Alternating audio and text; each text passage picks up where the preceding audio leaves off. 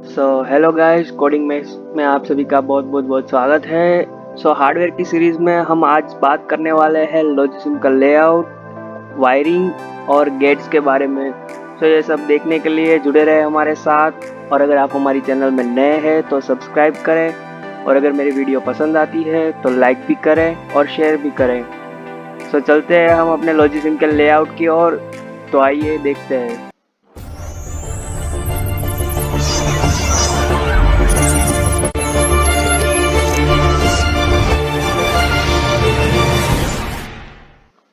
हम आ चुके हैं अपने लॉजिसिम के लेआउट पर। यहाँ पर आप देख सकते हैं कई सारे ऑप्शंस दिखाई दे रहे हैं, जैसे कि file, edit, project, simulate, window, help. हम बिना किसी देरी के शुरू करते हैं हमारे आज के टॉपिक्स। तो पहला तो लेआउट था। जो लेआउट तो यहाँ पर आपको दिख रहा है वही है, उसमें कोई चेंजेस नहीं है। और ये जो ऑप्शंस है वो है, मतलब कि कोई भी आपको अगर क्लिकिंग करना है, ऐसा कुछ करना है तो ये ऑप्शंस आपको मिलेगा। फिर अगर आपको कोई सिंपली गेट्स को ड्रैग एंड ड्रॉप करना है या कोई भी चीज़ करनी है तो आपको ये एरो का इस्तेमाल करना होगा। अगर कोई सर्किट का नेम देना है जैसे कि XYZ, तो आप यहाँ से उसको नेम भी दे सकते हैं। फिर ये है हमारा इनपुट, ये होगा आउटपुट, ये है नॉट गेट, ये है एंड गेट और ये और गेट। तो ये सारे गेट्स है, इनके बारे में अभी कुछ ही देर में बताने वाला हूँ। तो सबसे पहले हम शुरू करते हैं यहाँ से, अनटाइटल्ड और मेन जो है वो हमारा, मतलब कि जो सर्किट हम बनाने वाले हैं वो पूरी मेन के अंदर डिज़ाइन होगी। अगर आपको कोई सब सर्किट की ज़रूरत पड़ेगी तो वो यहाँ पर नीचे ऐड होगी, वो भी मैं आपको आगे सिखाऊंगा कि कैसे ऐड करना है वो। तो सबसे पहले यहाँ पर आता है वायरिंग। तो वायरिंग के अंदर बहुत सारे ऑप्शंस है हमारे पास। जो सबसे पहला है वो है स्प्लिटर, कि ये बीट्स को डिवाइड कर देता है। मतलब कि अगर आप 8 बीट का कोई भी इंस्ट्रक्शन देते हो तो ये 8 बीट का मतलब पूरा इंस्ट्रक्शन एक एक बीट में पर्टिकुलरली दे सकता है। जैसे कि अभी दिखाता हूँ मैं आपको, यहाँ पर फैन आउट में मैं 8 कर देता हूँ, जो इसके 8 कनेक्शन मुझे देगा।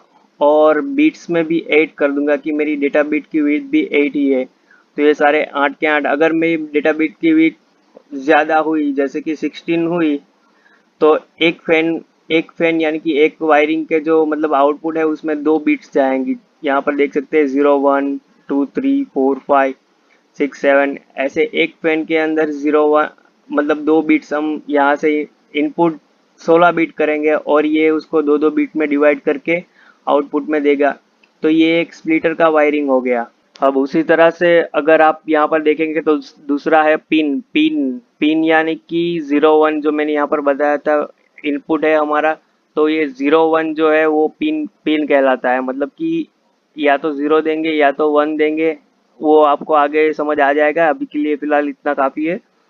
फिर आता है प्रोब, फिर टनल, फिर पुल रजिस्टर, फिर ये क्लॉक। मैंने जो आपको क्लॉक बताई थी, तो ये क्लॉक जो है बहुत इंपॉर्टेंट रोल है हमारी सिक्वेंशियल सर्किट के लिए। कम्बाइनेशन सर्किट में इसका यूज़ नहीं होगा, सिक्वेंशियल में इसका यूज़ होगा। जो मैंने आपको बताया था कि अगर आपको कोई टच करना है तो यहाँ पर आप देख सकते हैं ये टच सिंपली कर रहा हूँ, तो ये क्लॉक है। उसके बाद है हमारे पास, अगर कांस्टेंट कांस्टेंट मतलब कि ये हमेशा 1 ही रहेगा, मतलब कि पॉजिटिव ही वैल्यू होगी। 1 यानी कि पॉजिटिव होता है और 0 यानी कि नेगेटिव होता है, यानी कि या तो ज़्यादा पावर होगा या तो कम पावर होगा। तो यहाँ पर पावर और ग्राउंड के भी दो ऑप्शन है। पावर में ये रहा अप एरो है, और ग्राउंड के अंदर जो ग्राउंड का सिंबल होता ही है वही है डाउन एरो वाला। फिर ट्रांजिस्टर है, फिर एक है ट्रांसमिशन गेट, जो मतलब कि ये पुलिंग वाला गेट है जो आपको मतलब डायरेक्टली ट्रांसमिशन करने के लिए यूज़ होता है। फिर है बिट बिट एक्सटेंडर, सॉरी। तो बिट एक्सटेंडर में भी क्या होता है कि ये जो यहाँ से आपने अगर 8 इनपुट दिया है तो ये 16 बिट का मतलब बना के देगा। अभी मैं आपको दिखाता हूँ सिंपली। ये जो मेरा इनपुट है वो 8 का मैं देता हूँ इनपुट, और यहाँ पर मेरे को आउटपुट में मिलेगा 16 का पूरा चुन। ये हो गया 16। अब अभी तो कुछ दिया नहीं है, 0 0 है तो कुछ समझ नहीं आ रहा है, तो मैं आपको देता हूँ 1 1। यहाँ पर 1 हो गया, बाकी के सारे 0 है। अगर मैं ये 8 को 1 कर दूंगा तो ये पहली 8 बीट पूरी की पूरी 1 हो जाएंगी, और दूसरी 8 बीट है वो इसी की वैसे, मतलब कि ये एक्सपांड करके ही देगा, ज़्यादा कुछ नहीं कि पीछे जो आएंगी वो उसमें 0 ऐड कर देगा और कुछ नहीं करेगा। तो ये तो बात हो गई वायरिंग की। अभी वायरिंग में हमने कुछ टॉपिक्स बाकी रखे हैं, क्योंकि अगर इन सभी को मैं समझाने जाऊंगा तो वीडियो बहुत बड़ा लंबा हो जाएगा, इसलिए मैं जैसे जैसे वो टॉपिक्स आएंगे वैसे वैसे आपको क्लियर करते रहूँगा। सो अभी के लिए हमें बेसिक जो चाहिए वो होगी पिन, ये स्प्लिटर, फिर क्लॉक, और कांस्टेंट पावर ग्राउंड और टनल। इन सारी चीज़ों की इम्पोर्टेंस ज़्यादा है। ये बीट एक्सटेंडर भी कभी कभार यूज़ कर सकते हैं हम, जब हमें बड़ा मतलब कि छोटे इंस्ट्रक्शन से बड़े इंस्ट्रक्शन पे जाना हो तो ये सारी बातें हमने कर दी ये वायरिंग की। अब हम बात करते हैं गेट। तो गेट के अंदर भी बहुत सारे गेट्स अवेलेबल है। सो उसमें गेट्स के अंदर अगर हम बात करें तो 3 बेसिक गेट्स होते हैं, नॉट, एंड और। सो ये 3 जो है वो बेसिक गेट्स है।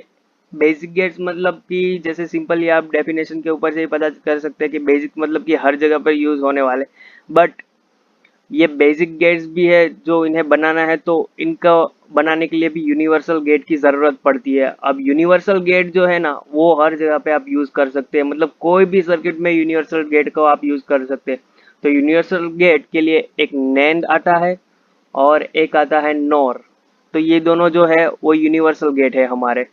सो मैं यहाँ पर अलग रख देता हूँ, इन सभी को हटा देता हूँ मैं।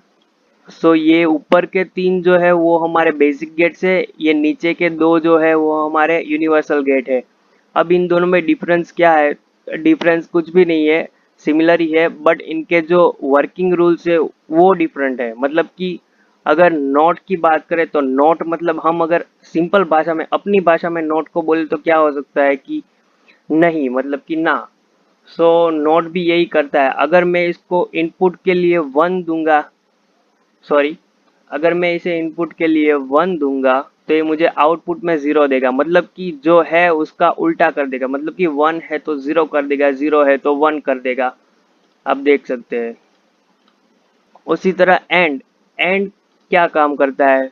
तो एंड के लिए दो, एक चीज आपको याद रखनी है कि एंड मतलब कि दोनों चीजें सही होनी चाहिए, मतलब कि ये है तब ये भी होना ही चाहिए, तब वो मुझे ये देगा। मतलब अगर मैं आपको सिंपल से एग्जांपल में समझाऊँ तो एक ये 0 है और ये दूसरा भी 0 में दिया, तो दोनों 0 है, मतलब कि ये 0 है एंड ये 0 है, तो मिलेगा भी मुझे 0 ही मिल गया।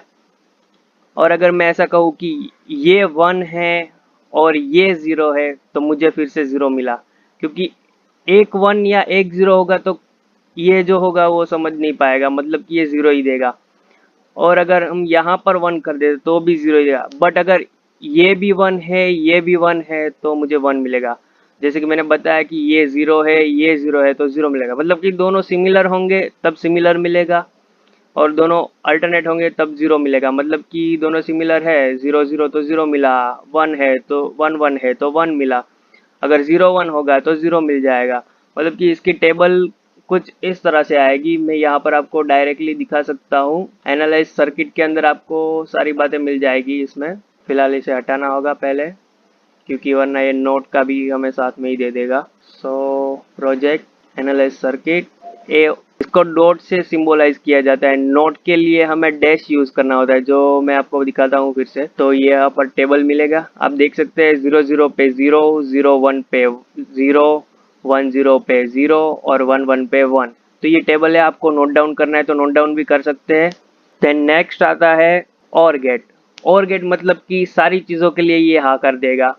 जैसे कि 0 0 है तो वो 0 ही देगा, 0 1 हुआ मतलब कि एक कंडीशन ऑन हुई एक कंडीशन ऑफ हुई तो भी ये दे ही देगा, मतलब कि 1 ही देना है। आप कहे तो इसमें क्या होगा कि दोनों कंडीशन जब फॉल्स होगी, मतलब कि 0 होगी, तब ये हमें आउटपुट में 0 देगा। बाकी की ऑल कंडीशन के लिए सिंपली इसको याद रखना है तो वैसे ही याद रख लीजिए कि दोनों कंडीशन जब फॉल्स होगी, मतलब कि 0 0 होगी, तभी ये हमें फॉल्स देगा।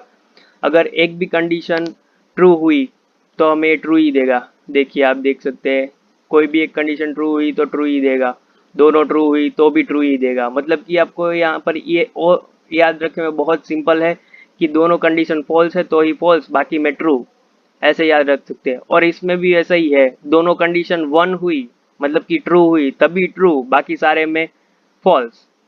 तो ये दोनों सिंपली अपने एक दूसरे के अल्टरनेट है। फिर हमने नोट के बारे में भी देखा, नोट नोट का तो 0 1 है तो वो तो सिंपल ही रहेगा। फिर आते हैं नैंड और नॉर। सो नैंड और नॉर का जो नेम है वो इन दोनों के ऊपर से पड़ा है। नैंड मतलब कि नॉट अ एंड। अब अगर हम इसके आउटपुट के आगे नॉट गेट को लगा देते हैं तो ये सिंपली बन जाएगा नैंड गेट। और अगर हम इसके आउटपुट में नॉट लगा देते हैं तो ये सिंपली बन जाएगा नॉर गेट। मतलब कि दोनों यूनिवर्सल गेट इस बेसिक गेट के ऊपर से मिले हैं। बट सिंपली अगर हम टीटीएल और मॉसफेट या जो भी है वो लॉजिक के बारे में अगर करेंगे तो हमें नैंड से ही सारे गेट्स बनाएंगे, बेसिक गेट्स भी नैंड से ही बनेंगे। बट ये बेसिक इसलिए है क्योंकि ये कंडीशन वाइज बने हुए हैं गेट से। मतलब कि जीरो और की कंडीशन आती है, नॉट की कंडीशन आती है, एंड की कंडीशन आती है, तो ये कंडीशन वाइज बने हुए हैं, इसीलिए हम इसे बेसिक कह सकते हैं। बट बनते तो इसी से है। अगर रियल में इम्प्लीमेंटेशन करोगे तो आपको नैंड की जो इम्प्लीमेंटेशन होगी सबसे ईजी पड़ेगी। तो इस इन दोनों के बारे में मैं आपको खुद से सोचने के लिए कहता हूँ कि यहाँ पर मैंने सिर्फ सिंपली एक हिंट दे दी है कि यहाँ पर नोट लगा दूंगा मतलब कि नैंड हो जाएगा, और अगर यहाँ पर आउटपुट में नोट लगा दूंगा तो ये और हो जाएगा। तो मतलब कि आप खुद से सोच के टेबल बना के मुझे बता सकते हैं कमेंट के अंदर कि मतलब बन गया। अगर कोई दिक्कत आ रही है तो कमेंट में बोलिए, तो मैं नेक्स्ट में ये दोनों समझाऊंगा। अभी के लिए हम इतने ये बेसिक और यूनिवर्सल के बारे में रखते हैं। नेक्स्ट में हम एक्सक्लूसिव गेट देखेंगे और पैरिटी के बारे में जानेंगे और फिर कंट्रोल बफर के बारे में जानेंगे और इन्वर्टर के। तो ये सारी चीज़ें नेक्स्ट में देखेंगे। आज के वीडियो में सिर्फ इतना ही काफ़ी है।